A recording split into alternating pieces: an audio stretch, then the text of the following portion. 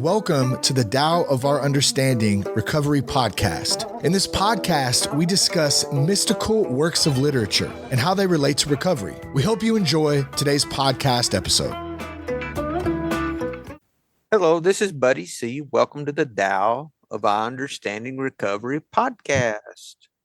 Today we have Lori and Drew and Oscar. Good to have you guys.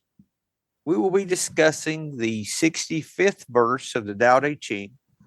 We do have in the episode notes a link to an online version of the Tao Te Ching that we use in the meeting.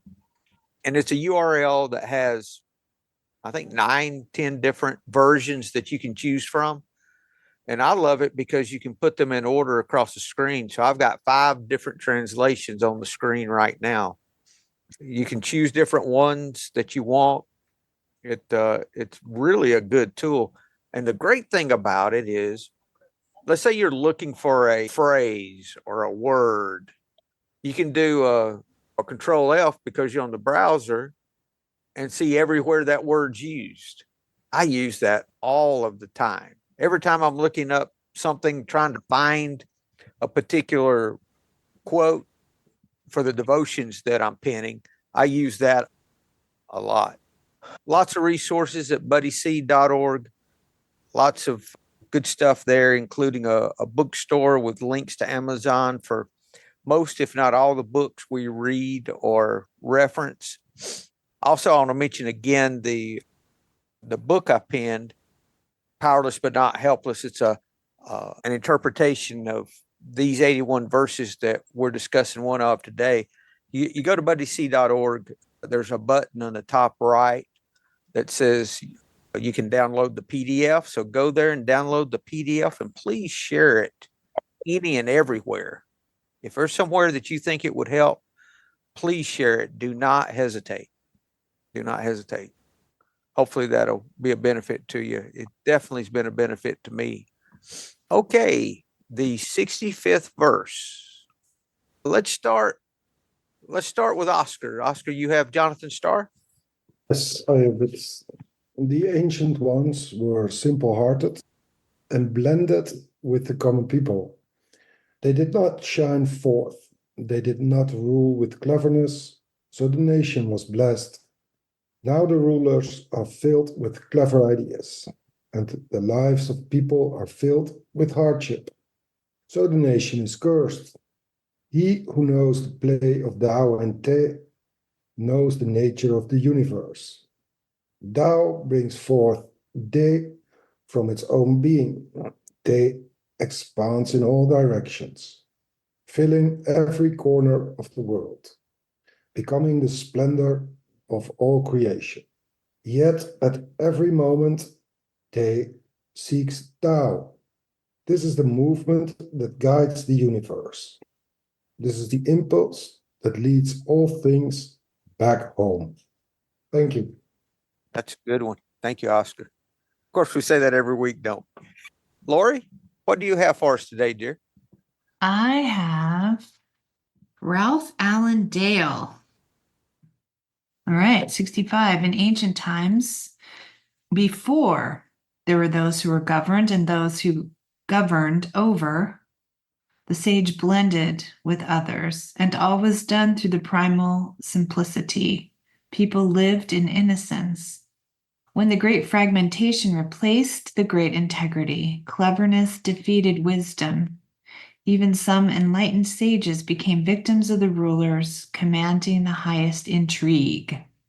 It's titled The Loss of Innocence. Thank you, Lori. Mm-hmm. Drew, what you have Stephen Mitchell for us today, sir? I do.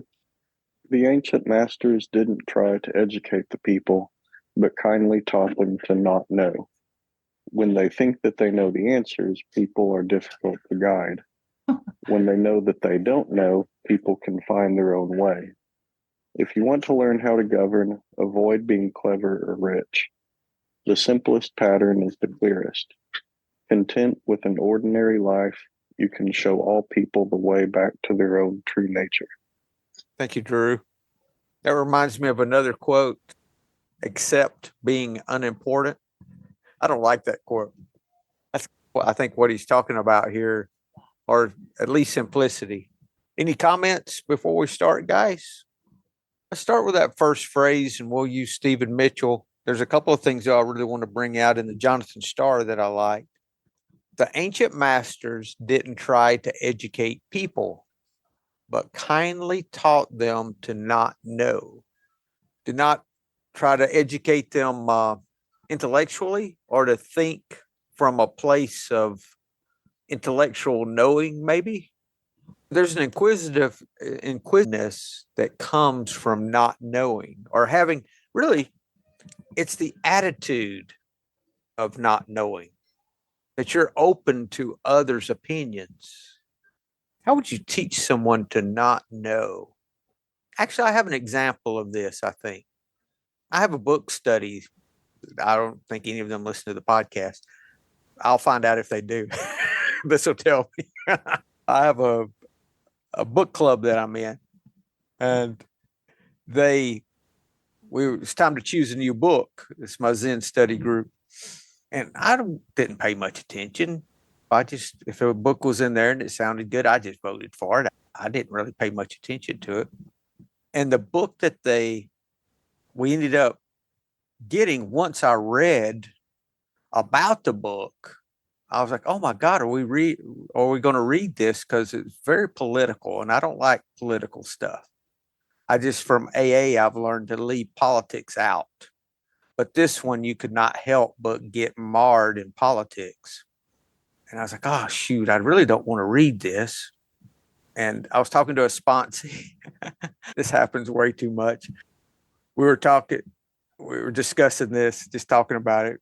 I told him I was going to bow to my book club because I didn't like the book. He said, you know what you would tell me, don't you?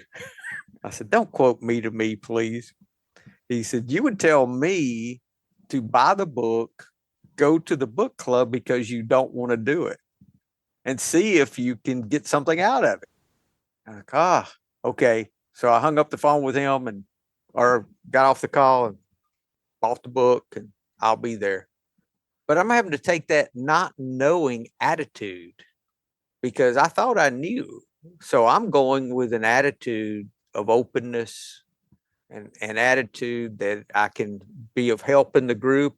And then there's something I can glean from the book as well. We'll see.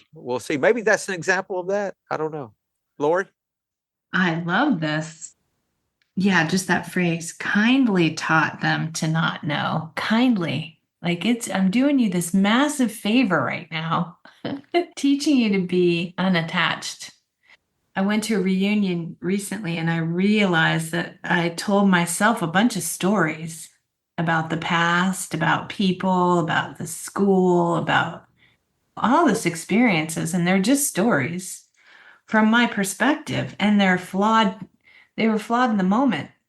And now they're even more flawed by 40 years of whatever happens over the telephone line. You tell yourself stories. So I found so much freedom in letting go of all those stories. And I think the easiest way I've found to teach this is practicing the set aside prayer, because that's the key. If you can pause long enough, you have to pause. You have to be able to pause, or you just don't even notice that you're buying into all this hula. So if you can pause long enough and then spit out or remember to say to yourself, I set aside everything I think I know, everything I believe to be true for an open mind and a new experience. That's it. Boom. For me, that's how I practice that particular thing. And there's so much freedom in that. And it's sometimes very challenging because my ideas and stories, I tell myself, I've earned them and I'm attached. So it's a great reminder. For me, that's my access to that mode. And it's nice to see it here in black and white in another genre, right? Instead of quoting from the text today, I'll use the set aside prayer in the episode description. So, yeah, That's perfect, Lori. Thank you. Thank you. Oscar. Yeah, thank you. Thank you. I always like to go back to knowing nothing, especially when I'm very busy planning my life. Or career-wise, it's really huge career things, but also with family, also with private planning. Shall I move from this house to that house, or all these kind of things? And actually everything that can worry me which will take place somewhere in the future, there comes a moment that I realize, oh my God, I'm troubled by all these thoughts. And then I go back with actually the mantra, I know nothing. I don't know what will be good or bad news. I have no idea. I have some imagination about if I get this and this job, then that would be nice. But I don't know if it's good. So we have no idea, no clue what is good or what is bad and in what way it works. And today I had kind of beautiful example with this. We have a small, here it's afternoon, and in the morning I do a study group, a book study group, big book study group. And someone came there and his father had an attack in his brain and he survived it, but it was really on the edge. And it happened yesterday. So he told us about it. And I realized I didn't do the ninth step with my father because this is a really huge thing. And I postponed it now for 1 year, something like this. And this summer I thought, okay, it's going to be time for this. So I'm preparing for this, but I also forgot it again. So now it came back again with this incident. So the way things happen, then I thought, oh, what, something which is really bad news for him can be good, can become a kind of good news for me, or at least good or bad, I don't know, but it changes my path. And he would never know this. He would never realize this. You always think, oh, my father is dying, or he would think my father is dying, it's bad news. But then still it can be good, good news. So our judgment about what is good and what's bad news is such small term, short term knowing, and the amount of not knowing around this and around everything is so enormous and so wide and so fast. We haven't got any idea about this. So I really like not knowing anything or realizing that I don't know anything, because it stops me worrying about all kind of things. Because why would you worry if you don't know what anything is good for? It's really an attitude, isn't it, Oscar? Sorry? It's an attitude of not knowing. Yes. Like we approach everything, we learn to approach everything from this place of inquisitiveness. Yeah, it's a kind of surrender. It's a kind of surrender to what is, and you do what you do, and I do it as good as I can with my work and with my family and with the house cleaning, with everything that which needs to be done. I do it as good as possible, and without any intention or illusion that I know that it's good for something else which comes later. It's just that it needs to be done because it's in front of my nose. It's not that we don't plan or those type things. It is about being present in this very moment, but I can make plans and being this moment while I make plans. I make lots of plans. Sure. I make lots of plans, but then it's time for making plans. Yes. So I make the plans and then you I let wait. them go. Then you Sorry? let go. Yeah, then I let them go. Plans Yeah. go. Yeah. Now the times that we don't, now if we're making plans and we get all in our head about, oh, let's go there because that way I can recreate what happened years ago and it'll make me so happy, all those type things. No, that's not the way to make plans. So see, you've got that when fear's talking and driving, it always takes us out of the moment. And we can't experience our peace and joy unless we're in the moment. How about that next phrase? It goes along with what we're talking about, the distinction between educating and not knowing. When they think they know, talking about the people, when they think they know the answers, people are difficult to guide. When they know they don't know, people can find their own way. In other words, they're difficult to guide if they think they know. If they know they don't know, there's no need to guide. Now, what's a personal application of that? If I think I know, it's difficult for me to find my way. But if I know I don't know, then my way appears before me. It doesn't say they create their way, they find it. It's already created for them. Drew? Something this reminds me of is I was listening to a podcast on the way back from a trip to Colorado last week, and they talked about a concept called beginner's mind.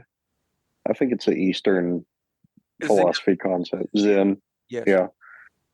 And what I got from that is going into an experience, going into something that you've done before, kind of like what Lori was talking about, going to see people who you've seen before, going back to places you've been before, going into it as though you were a complete beginner, as though you've never seen these people, never been to this place, so that you get those stories, you get those conceptions, you get those hardened opinions and the really strong memories that bring up uncomfortable emotions or really good emotions that you want to hold on to when it's past time for them to go.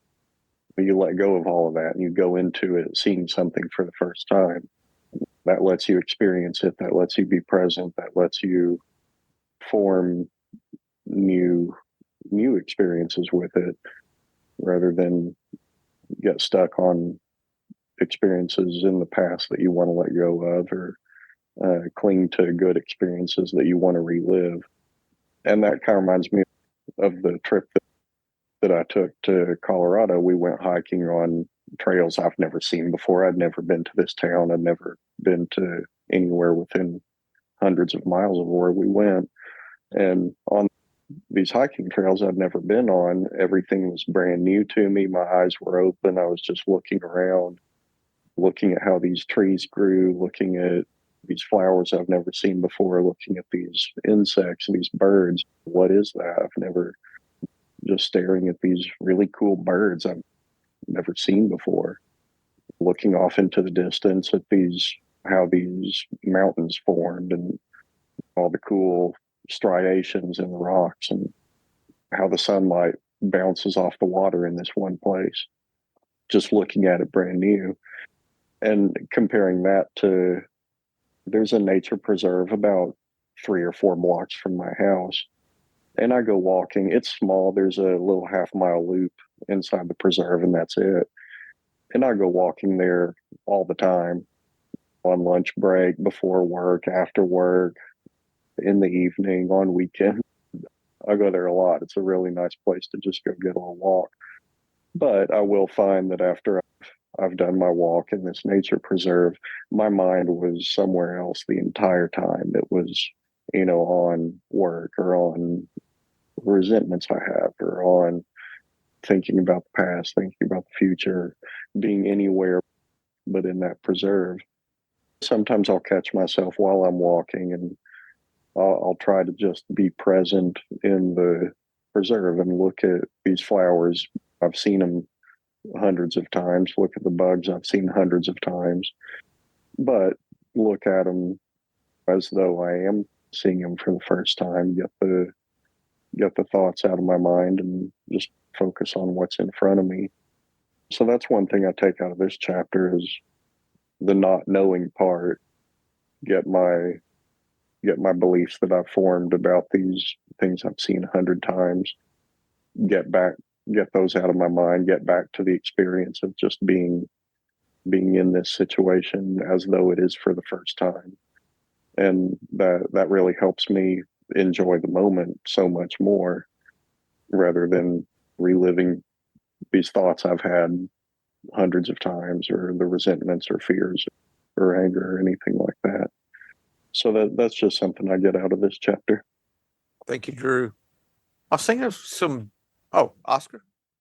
I was thinking about this, what Drew mentioned this summer. I realized that I don't know how it's in the United States, but here in Europe, or at least our part of Europe, everybody likes to go on holidays very often, like 3 times a year. They go in summer, they go in autumn, they go in winter. And then I realized that on an unconscious level, this could be working for everybody. Everybody must enjoy looking fresh at everything. And that's what happens when you're on a holiday, at least the first couple of days. So you look fresh at everything. And this makes your mood quite quiet, actually, and makes you feel good. And I think that part of going on holidays is far more bigger than people realize, or they don't even realize. And then I thought, okay, but if it's this is why we go on holidays, then the holiday is not necessary anymore, because you can look at this way Drew described, where when you walk the path you walk every day, you can look at the you can cultivate this feeling in yourself by looking fresh at everything. And then last week I had a visit at my work from Saudi Arabia, and he said Amsterdam is so beautiful and it's so nice to be here, and the weather, and he talked and he described it, the comparison with Saudi. And then I also had this experience of looking at everything again with fresh eyes, and it's such a nice quiet feeling. So I can relate to this very much. Thank you. Thank you, Oscar. My interpretation of verse 65 is very applicable to what we're talking about. I titled it Freedom from Knowing. Freedom from ourselves is the way of sobriety. We can be no further from the truth than when we think we know. Man, that's good. Replacing our knowledge with open-mindedness, abandoning what we think we know, being open to learn from the experience of others. This is hidden virtue. In a way, it's coming back to innocence. I think Laurie read something about the loss of innocence. The title of the translation she had was The Loss of Innocence. And now what we're talking about is actually the other way around, the return of innocence, or us returning to innocence, or there's kind of freshness in it, and innocence and openness and joy. There's joy immediately, because if I look fresh at things as if it is the first time in my life that I see them, it's really joyful. Thanks. Oscar. I was trying to think of some practical ways that I have found to have an intention of not knowing, an attitude of not knowing. Recovery related, a couple of things. If I listen to a sponsee talk about something that I have advised another sponsee of in the past, when they start talking, I have a tendency to say, this is what you need to do. Roll it in my head. Okay, this is what I'll suggest. I'll suggest this and this. Instead of what I should be doing, listening, and then sitting with it for a moment, and then responding. May respond with the same thing, may not. If I don't have that openness of listening, I'm not going to be intuitively open if they need something different. I was thinking about too, I don't know how many times I've been at a juncture where I've needed to make a decision about something. And I'd go to a meeting and I try to listen to everyone. I try to listen to the folks that repeat the same thing over and over, that they could go to the bathroom and ask me to share for them, and I could share for them because I know exactly every word they're going to say, but listening anyway. And the newcomer, whom I have this, I know y'all probably don't have this, but I have this pride in thinking that a lot of times I might know more than other people. And one way that I surrender that is by listening. I listen to no matter how much time they have or how appropriate I think their share is, because newcomers a lot of times come in and make what really in AA would be an inappropriate share, talk about personal stuff or talk about how, really more of taking someone else's inventory than their own. All those type things happen when folks are young. My sponsor told me, he said, I don't want you sharing in meetings. You don't share personal stuff in meetings. I guess that's what I was doing. He said, you bring that stuff to me. He says, you share experience, strength, and hope in meetings. You don't share your personal stuff, but you can talk to me about that anytime. So a lot of folks don't have sponsors, hopefully yet, and especially newcomers that haven't really got really ingrained in the program. If they use the meeting for their sponsor, so be it. But I need to listen. And I don't know how many times I've listened to someone who I thought knew nothing, that I heard exactly what I needed to hear and what they were saying. That happens quite often. And the same thing for me applies to, I had a business that I was in that field for, almost 40 years.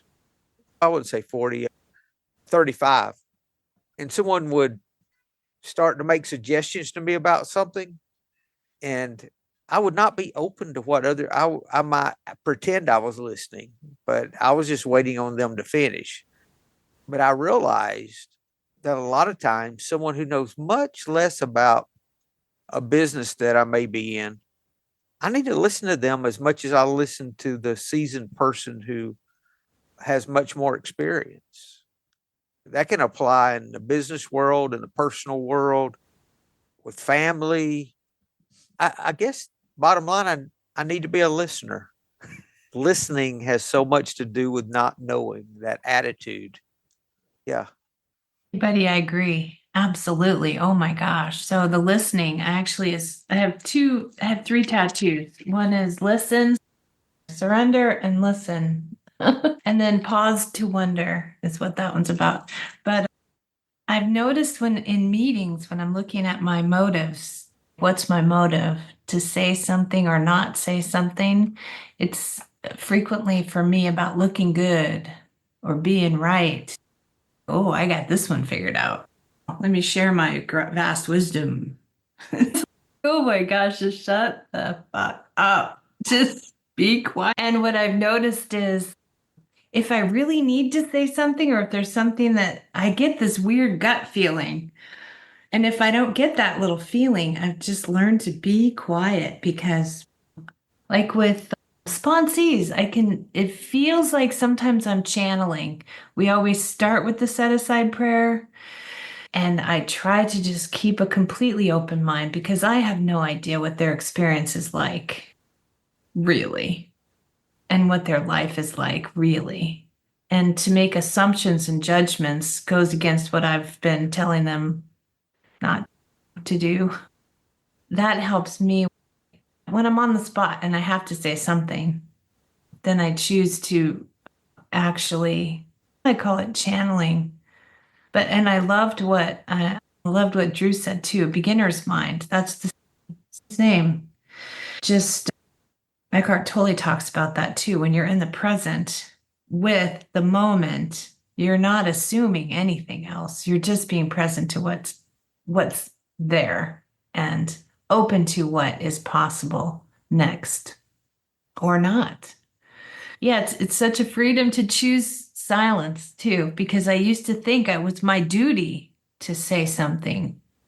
Oh, we're here to change lives, Lori. Oh my God, absolutely. And if I don't say it, nobody's going to say it. Right. They can't say it as well as you can anyway. No, nobody's going to hear it unless I say it. Boy, freedom is just silence. What do they say? Restraint of pen and tongue. I'm definitely taken advantage of that. The older I get, the more I take advantage of that. For sure. Lori, what I started doing, if I had something, I'll wait till near the end of the meeting. And if someone else shares it, there's no need in me talking. But if no one shares and I still feel it's relevant to the conversation, I'll share then. But it's good for me to go to meetings and not share. That's just a good thing for me. I agree. It's a great practice. Yes. All about practicing these days. Oscar?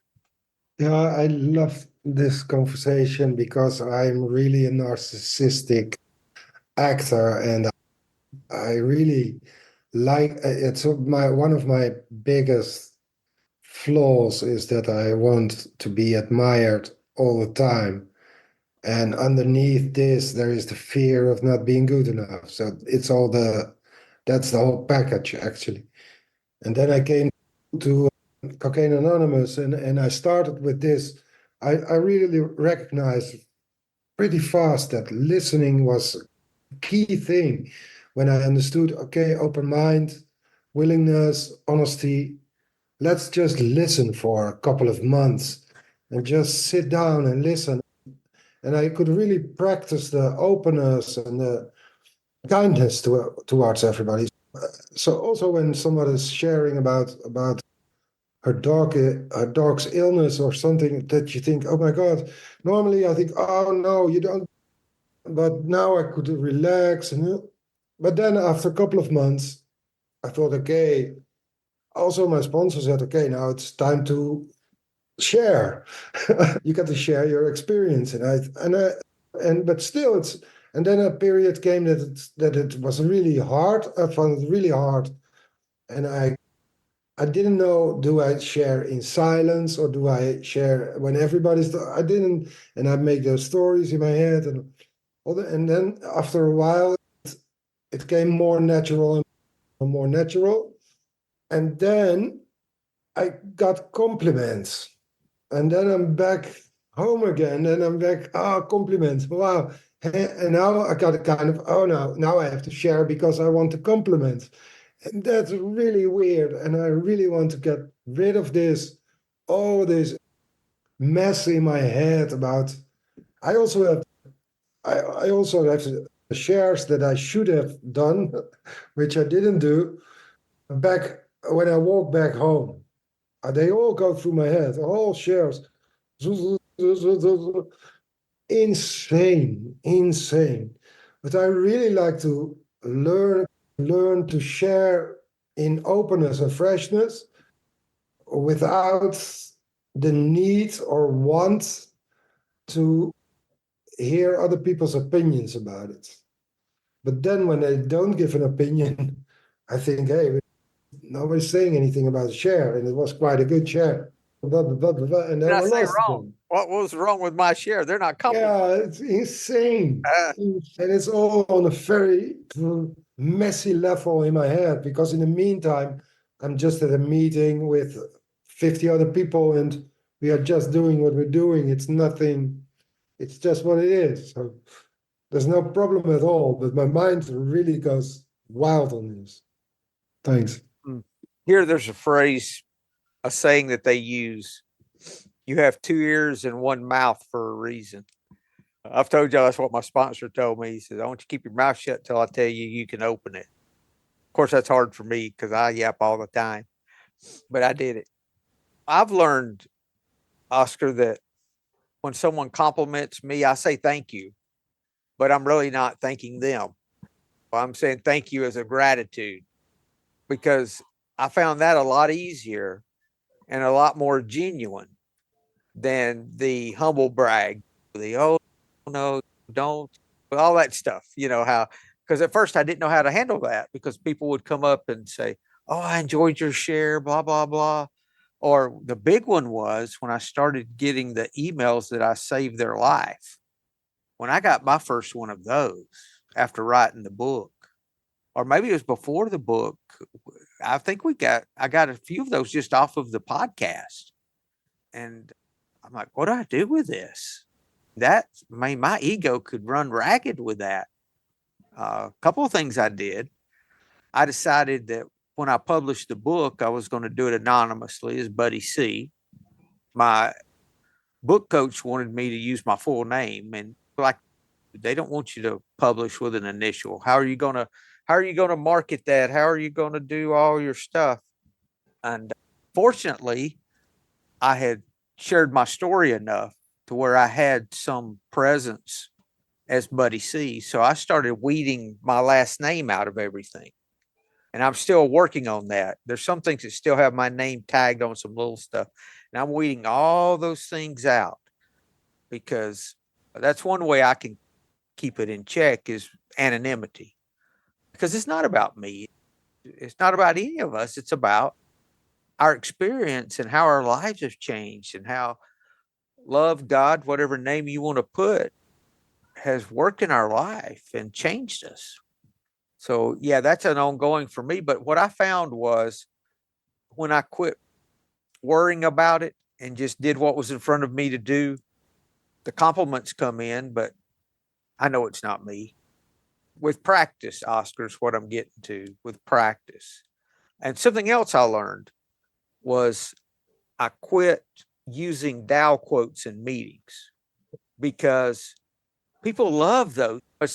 That's the real, it sounds wonderful. They don't know where it comes from. It's stuff we read every day. And I've shared a quote before and heard the room go, "Ooh." And I'm like, wow, I like that. Let me get some more of that. I heard a response from everybody. And I'm like, man, that's good. Let me remember that quote and use it again. That kind of thing. That's what you're talking about, I think, Oscar. Yeah, I am. Yeah, I don't use quotes from Tao Te Ching or Course in Miracles in meetings. No, no, I really bring it down to big book and experience, and that's it. Yeah. And when I talk from experience, I do as best as I can, but it's also a way of learning this, and so thank you for your suggestions. Thanks. That's what's worked for me. I remember one time I was criticized and quoted in the same meeting.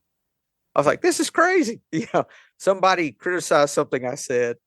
They didn't know it was me. They were just saying, we heard somebody say whatever. And then another person quoted me directly.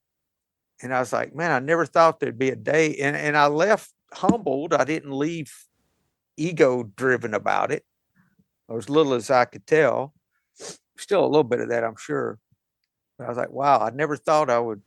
And here I am, concerned about the opinion of a bunch of drunks. These are not people that in the normal everyday life I'd give a flying flip about what they thought about me. And I'm in here trying to impress these people. That was at first. But just trying to, that's all right. Let's move to the last phrase. I'll read the Stephen Mitchell first, and I want to look at some of the Jonathan Starr. If you want to learn how to govern, avoid being clever or rich. The simplest pattern is the clearest. Content with ordinary life, you can show all people the way back to their own true nature. If I want to break that down to me on a personal level, which I like to do with all of these, if you want to learn how to govern yourself, avoid extremes, avoid contrivance to get your way, and avoid trying to get your way altogether. Either in a clever, conniving way, or by whatever means you have. The simplest pattern's the clearest. Be content with life as it is. And then I could see for myself and for others the way back to the nature I already had. Moving from living in that illusion that I'm not in the moment, Oscar, to being in the moment, being where I really am, or being conscious of where I really am, I guess would be a way to say it. Yeah. I like the way Jonathan Starr said this too. He who knows the play of Tao and day. So we have Tao as the path, and day as virtue, is how we look at day as being virtue. So I'm just going to call it virtue. He who plays the path, The play of Tao and virtue knows the nature of the universe. Tao brings forth day, or the path itself brings forth day from its own being. So virtue comes from the Tao itself. Then virtue expands in all directions, filling every corner of the world, becoming the splendor of all creation. Yet at every moment, virtue seeks Tao. This is the movement that guides the universe. This is the impulse that leads all things back home. If you look at virtue versus the path, that's why I think this walk of compassion that we talk about is so important, because that's exactly what this book is the path of virtue. It's the book of the path of virtue is what it is. So it's not the book of balance. It's the book of virtue. Drew? Yeah, I think that translation especially reminds me of something that you say pretty often in here about acting your way into right thinking. What I got out of that phrase in that second translation is you don't get virtue first and then start walking on the path. You gain the virtue by walking. You start acting, you start doing, and then that leads to where you want to go, metaphorically and physically. You don't get to the end by just willing yourself into it. You've got to walk on the path to get to where you want to go. Yeah, it's the opposite, I think, of what I perceived from religion. Religion says you believe a particular thing. Many times you go into church and they have their beliefs on the wall. You can look up and see what their beliefs are. Say, this is what we believe. This is our creed. And I always perceived it as you believe, you practice, you have faith, and eventually you start changing. Okay. Instead, I think it's the flip.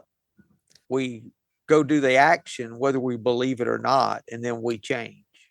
That's what I found in recovery. It worked exactly that way. If I resent someone, I was taught to pray for them. Even if I don't think it's going to work, if I think it's empty words, just do it anyway. Just do the act of praying for them. And then they've got different phases of that. But basically, I was taking an action that I didn't believe would work, and then I changed. It's interesting how. I'm sorry, Drew. Oh, just going to say, thinking about practical application of this, it reminds me of times when I wanted to wait until I felt motivated to do something before I did it. Oh, I don't want to go to the gym. I don't feel motivated to, or I don't feel motivated to clean the house. I don't feel motivated to even do something enjoyable, read a book, or I don't know, do a crossword puzzle or something, or work on a project that's meaningful to me, or get started with a task for work. I don't feel motivated to do it. But what actually gets me motivated is starting it. Dedication breeds motivation for me. When I actually start doing it, when I do it over and over without waiting for motivation to hit, then I actually start feeling more motivated to do those things. That's how good habits form for me, is by doing whether I feel like it or not. And then I feel like my brain remembers, hey, it feels good when I do these things. So then I can get some motivation from there. But even then, I don't start waiting. I don't wait to feel motivated. I recognize that these things are good for me and start doing them whether I feel motivated or not. And when I'm in that mode, I know I'm living a more peaceful, easier, calmer life. Don't get offended if I take those last comments out. I don't really. I prefer. Sometimes I get on the procrastination side, and I say I'm going to wait till I feel like doing that, and then I realize it doesn't get done. But yeah, I need to hear that. Thank you. That's partial for me. I thought you were serious about taking them out. I was like, oh no, what did I say? No, I was just messing with you. Thank you. Oscar. I listened to this speaker tapes I still listen a lot to them, but in very early sobriety, I heard someone talking about mood follows action. And I thought that was really a life-changing thing for me. I thought the way Drew described the way of looking at this from this perception changed really a lot. And I still so often think, okay, mood follows action. Let's go. Let's do it. Just do it. And then in that time, I also learned someone else who explained this. He had a trick, or he or she, I don't remember. And it was like she couldn't get out of bed in the morning. Like she snooze and she stayed in bed. But she wanted to get up. But yeah, no motivation, as a matter of fact. And then she thought of a kind of a really simple trick. She counts back from 5 till 0, and then she does it, whatever it is.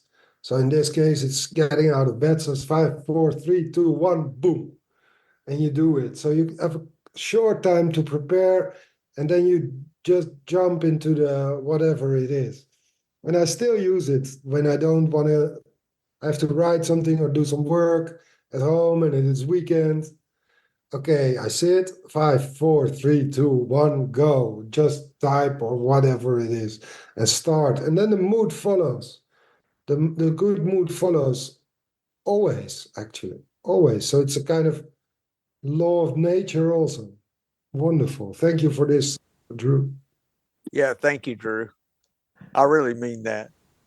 Yeah, I found that if I just chip away, if I just do one little bit of the task instead of trying to grasp the whole thing, I'll do one little chunk, then one little chunk, then one little chunk. If I do, that'll get me in that direction too. Also change my calendars on my phone. I've got all these to-dos, but I wouldn't get them done. So I set my reminder to where I have to dismiss it for it to go off. It makes a noise until I hit it to go off. So I'll have to look at every one. So it reminds me, and I don't get to the end of the day, I said, oh, I didn't take care of this and this like I needed to, that kind of thing. So yeah, there's some good little tricks we can use, isn't there? One more phrase out of the Jonathan Star. Yet every moment, okay, it says that virtue expands in all directions. Isn't that what expands in our life? When I start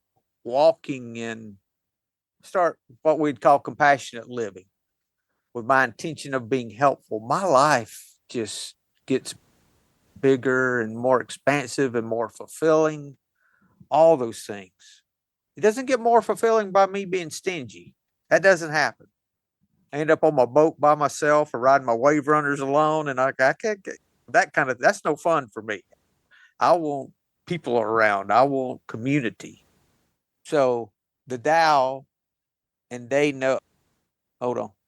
They expands in all directions, filling every corner of the world, becoming the splendor of all of creation. Yet at every moment, virtue is seeking the way. The day is seeking the Tao. In every moment, virtue never stops seeking the way. Never. In other words, for me, if I start living compassionately, I don't one day turn it out and say, oh, that's enough. I don't need to do that anymore. No, I want more. I want to do more of that. That's a more I can buy into, because that's what happens. We learn that our peace and joy really shows itself when our intention is to provide peace and joy for others. Man, it's just that simple. And this is the impulse that brings all things back home. Now, we already have this nature that we're talking about. It's just an illusion that we don't.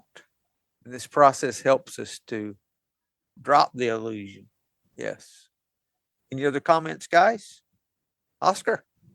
Just one little thought about this whole last part. It reminds me really of actually, I think the same process as described here between Tao and they and us is the process that is described in the Course in Miracles between God, the Holy Spirit, and the Son of God. So it's also the great thing, and within the great thing, there moves the spirit as a kind of energy, and it moves through us and in us, and we can deliver it to other people as virtue or as the Holy Spirit, or the energy of doing good to other people, so that you are one and you recognize that you're one, and at that moment you return to Tao or God or whatever name we give it, because it's Return not to in the moment, names, right? it's in the process. Sorry? Returning to the moment. Yes, it's always in the moment. Yeah. That's such a truth that the way I get to the moment, if God is love, the way I get there is through compassionate living. That always brings me to the moment. I can't be helpful or compassionate to someone, nor can someone be compassionate to me unless I'm right in this moment. If I'm believing the illusion, my fears got me out there in the future with worry, or in the past with regret. Can't experience peace and joy. I can't experience compassion in any form. I think that's what alcohol did for me. It slowed down my escape from the moment. Really, it slowed it down. I didn't go as far out. I didn't worry about the future. I didn't regret the past as much. Everything was, it calmed those voices that now can be calmed by the moment, by acceptance, through virtue, through living virtuously. Yeah, that's good. Anything else, guys? Been a great conversation today. Thank you. I appreciate that. You guys have a great week. Hope to see y'all next week. Thank you. Hello, this is Buddy C. I wanted to make you aware of several recovery-related resources that I've posted in the episode description. These resources include a list of recovery podcasts, a free sober meditation app, daily recovery email, shared Google Recovery calendars. Hope you put some of these resources to use and have a great week. Thank you for listening to the Tao of Our Understanding Recovery Podcast. If you enjoyed this episode, please share it with your friends in recovery.